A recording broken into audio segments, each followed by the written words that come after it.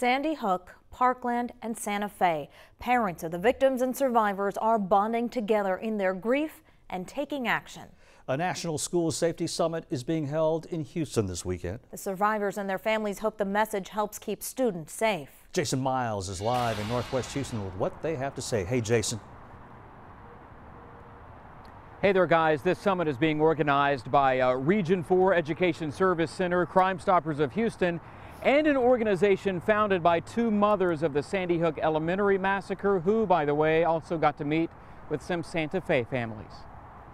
10 months after 10 people lost their lives during a mass shooting at Santa Fe High School, more than 300 people gather 50 miles away for a school safety summit. And many of them are educators and police officers, first responders, mental health providers from the Houston area. But we also have people from as far away as Boston and California. Safe and Sound Schools is the primary organizer, a group founded by Sandy Hook massacre mothers Michele and Alissa Parker. We had been planning to hold a national level summit very shortly, and we were just invited to bring it here, and it seemed to make such great sense. Gay and Parker say their daughters, Josephine and Emily, are still very present 6 years after their deaths and continue to inspire their mothers to do what they can to help other families, including those impacted here in Texas by the Santa Fe shooting. There is this instant shorthand between us.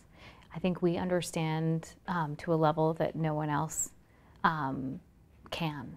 They say a comprehensive approach to school safety is their goal, although enhanced security is a crucial component. That's what brought National Association of School Resource Officers Director Mo Kennedy here. Depending on the intent of the attacker, just about any place could be vulnerable to some degree. So you got to be prepared to meet that force, really, and to stop that person in their tracks. Sharing insight and experiences to try and keep our schools safe.